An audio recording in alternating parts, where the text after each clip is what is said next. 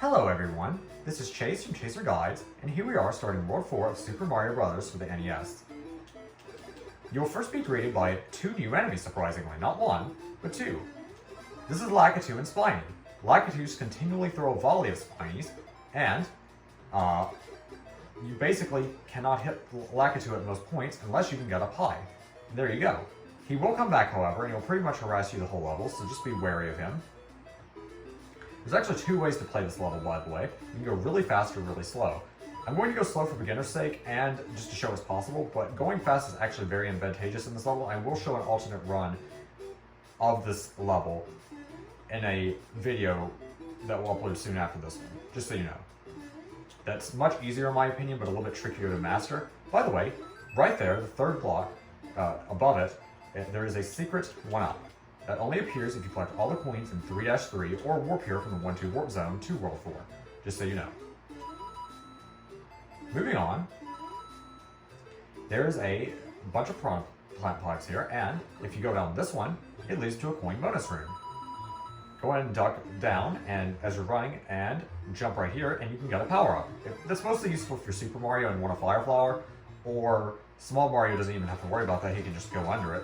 If you're Fire Mario, that's pretty much just for points, but I just want to show that's possible.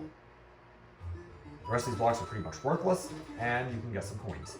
You will be skipping a power-up, however, if you do that, so you're skipping a slight section of coins and a power-up. Other than that, I'd recommend the coin bonus room. Carrying onward, there is Lakitu and Spiny again, but fortunately, once you get to about this point, he'll leave you alone. Nice, isn't it? Right here, there's a 10-coin block. And right here is the flagpole. Congratulations, you have just beaten 4-1. We're moving on to 4-2. Before we begin, I would like to mention that 4-2 is a super special stage. Just like 1-2, it has a warp zone. Oh, wait, I'm mistaken. I'm looking at my notes. Gasp! There's 2 warp zones in this stage. Are you serious? No, I'm not kidding right now. There are actually 2 warp zones in this stage, which is kind of miraculous. There's one warp zone that's extra hidden, and it leads to World 6, 7, or 8 of your choosing. And there's also a warp zone that leads to World 5 that's much easier to find and very similar to World 1, 2. Anyway, the 5th from the right set of these blocks has a hidden multi-coin block right here. And in these blocks, there's actually a power-up in one of these. It's the middle of the 3 set, just so you know, if you don't care about these up ones. Collect the power-up if you like, and move onward. Right here is actually what leads to the secret warp zone.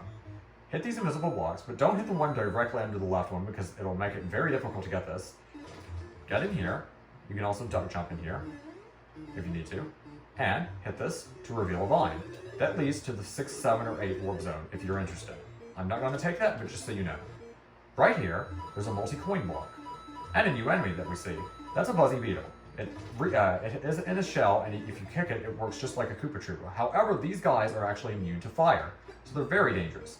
This block that I'm standing on actually contains a star, which makes you invincible, as you know. However, because the Buzzy Beetle is immune to fire and very difficult to get around without taking damage, I do not recommend going for this star. It's really not worth it, especially because there's a coin bonus room right here, which I'd recommend you go and go into. You will be skipping a power-up, however, just so you know. And there's a multi-coin block right here. You will be skipping a power-up, but I think it's personally worth it. Also, if you get up here, jump, don't hold the run button, and then hold the run button as you're falling. It should be easier to get in here, sometimes. And if you can't get in here, I don't think it's that important, but I just want to show it off. There you go. In fact, I'd recommend skipping it if it takes too much time, because the stage doesn't give you a whole lot of time. Yes, you skip a power-up, but it's fine. And if you want the power-up, go ahead and go in there. Anyway, continuing onward. We're running out of time, but it's okay. Over here, you can get a power-up, as well as many coins. Also, if you're Super Mario and get up here, you can smash these blocks and go across the ceiling to reach the warp zone to World 5. I'm not going to take that, however, but I just want to let you know. Drop down to that lower ledge before you jump, by the way, or you'll bonk your head on the ceiling and have a lot of issue. Anyway, World 4-2 is complete. Congratulations! We're moving on to World 4-3. World 4-3 is one of those levels, yes, a -3 level, where you want to collect all of the coins if you want a secret life to appear in 5-1 that I will show you the location of. So make sure you collect all the coins you can, all of the coins in fact, and just take it very slowly.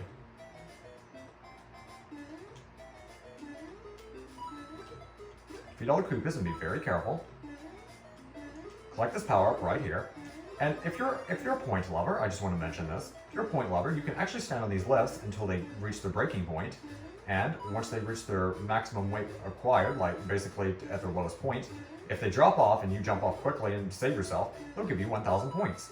So if you're a point lover, you might want to take part in that. Continuing on, collecting all the coins, like I said, if you're interested in that life. I will go ahead and show the point thing on one of these, don't worry. Not right now, though. Keep moving onward slowly and collect all the coins. See? You let it fall off and you collect 1,000 points. Nice, right? Anyway, keep moving on slowly. Here's a lift platform and the flagpole. Congratulations! You've just beaten 4-3 and hopefully with all the coins. We're moving on to 4-4. The castle stage of the level. This castle stage isn't really that hard if you know what you're doing. However, it's very confusing and cryptic and can lead to a lot of discomfort for new players. However, I'm your fancy host for this walkthrough, and I will guide you directly through it. This is basically a maze level, and there's only one correct path and it's consistent every time. For the first path, you want to take the high path, or it will loop. And also, for those one tile gaps, just hold the run button and run across. But you want to take the upper path. And this will lead you onward. For this next path is also a looping section if you take the wrong path. There's 3 paths you can take this time. This time you want to take the very lowest path. And this will lead onward. You shouldn't loop at all if you do this exactly how I did. If you do it like that, there should be no looping involved.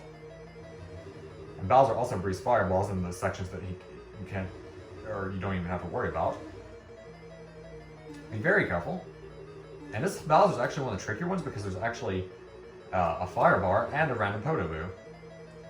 And I'd actually recommend running and jumping over him. I actually think that's easier than even firepower if you have even have firepower, but I'd recommend just running and jumping over him. However, firepower works too, and that one was a spiny. Congratulations, you have just beaten 4-4, the final stage of World 4. Nothing to it, huh?